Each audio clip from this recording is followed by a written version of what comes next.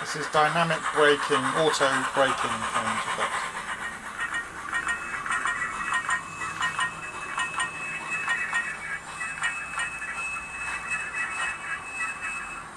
I've also set it up so that the auto cylinder cocks work for about 15 seconds on departure.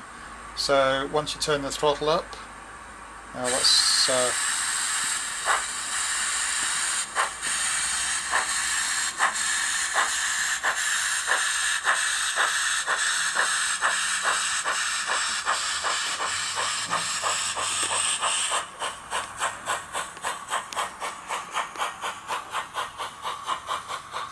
and if you give it more throttle, shafts get louder.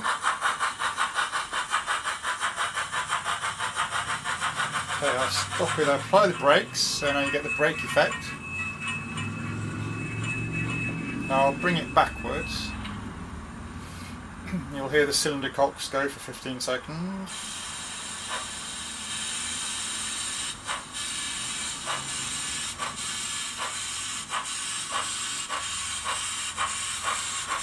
Give it more throttle and it gets chuff volume gets louder. Cylinder cocks have now released. I'll apply the brakes straight away.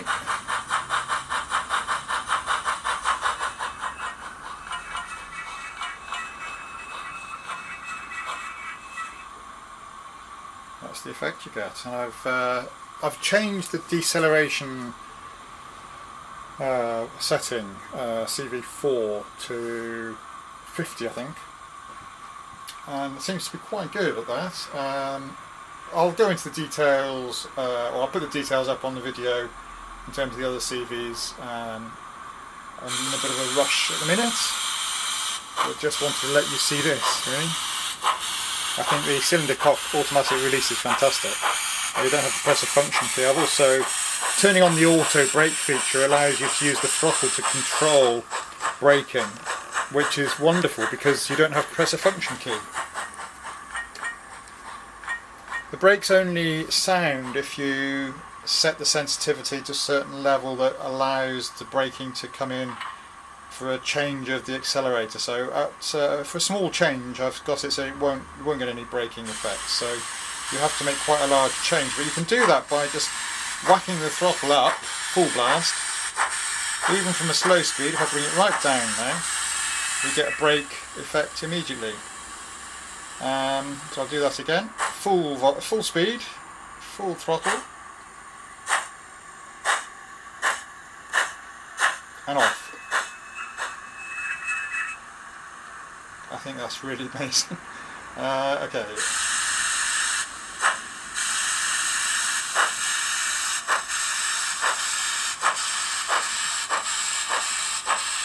This is on, well, it's not speed step 1, it's on 1 on my throttle. This is a Soundtraxx DCS 50, it goes up to 6, but as it accelerates away, the volume level decreases.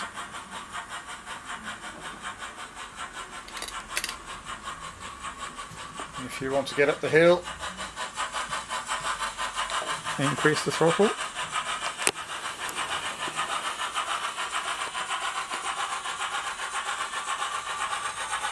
As it goes over the top, decrease the throttle. A bit too much, then I had a little bit of a brake effect. And it seems to have stalled on the hill. Didn't give it enough of a run up. Okay, let's stop, see if I can get grip.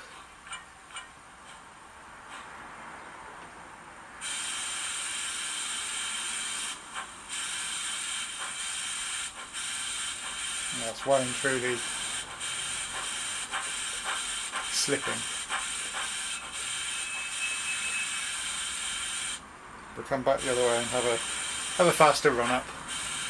I've got it set so the slope, 3 carriages in this engine on this slope. If you don't do it right, you won't get up the hill. Full speed coming back.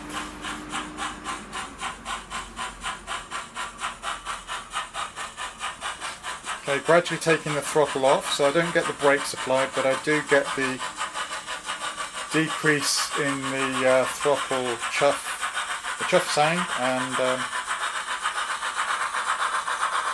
we get some rod clank as well. No brakes there. If I put the throttle up again and then apply it quickly, I will get the brakes. Sorry, gone out of picture. It's down here somewhere. There.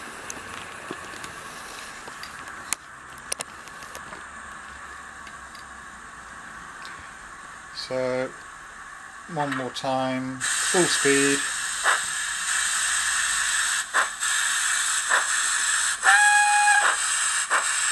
That's CV2, CV1 is a long one.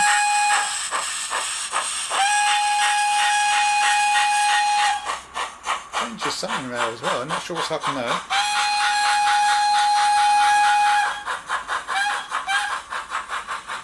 Okay, full brakes.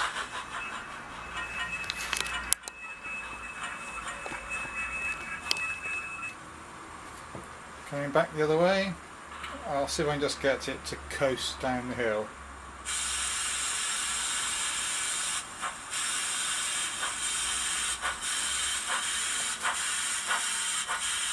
There's a little bit of an upslope to be honest, actually there, so.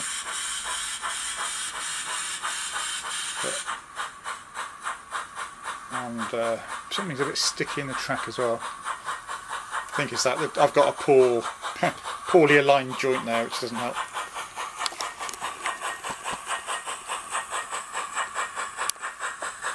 Okay, and throttle off.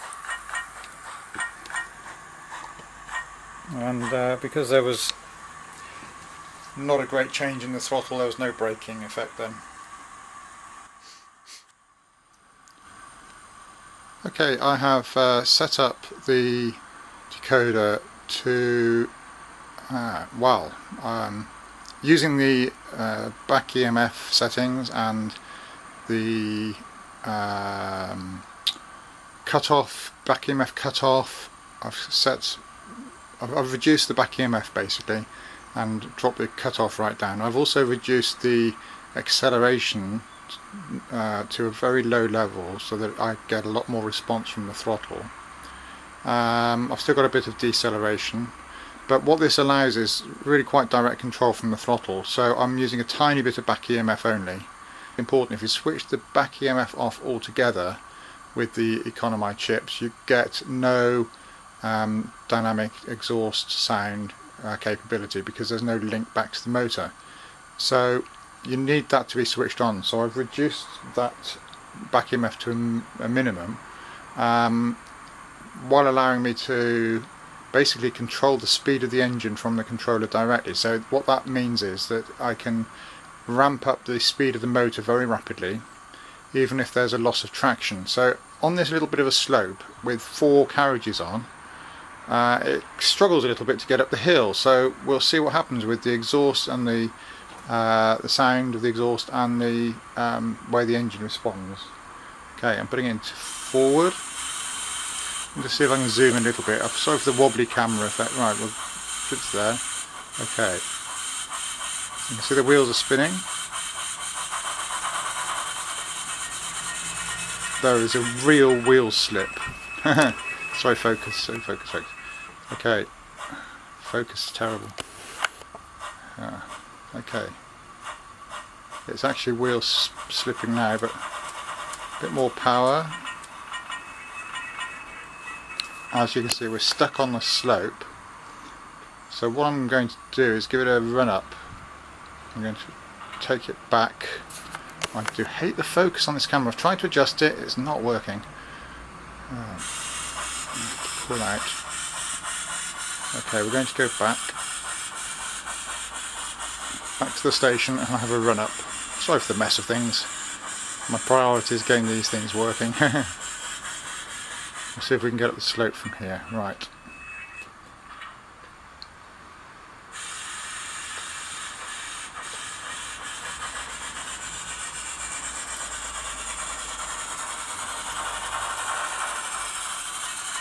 Lots of wheel slip, but lots of wheel slip. On the wheel is the braking as it tries to slow down, so the dynamic braking, but obviously we've not got very far, have we?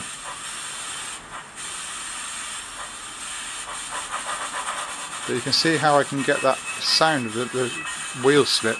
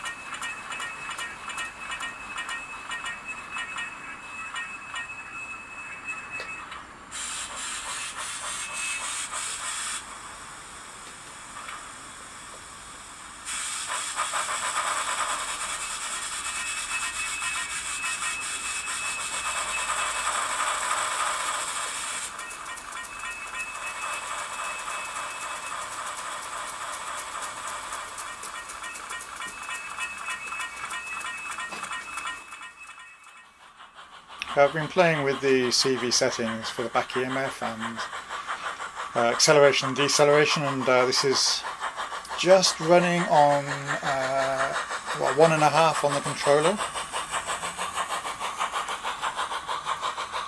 I'm not touching the controller at all, so any volume changes are the chip's own doing, the dynamic exhaust system on there.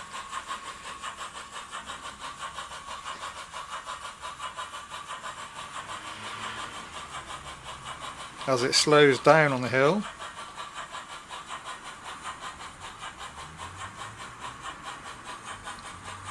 seems realistic. Struggles over the top,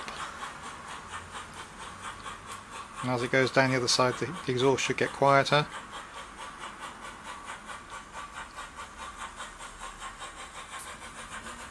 As it runs down the hill.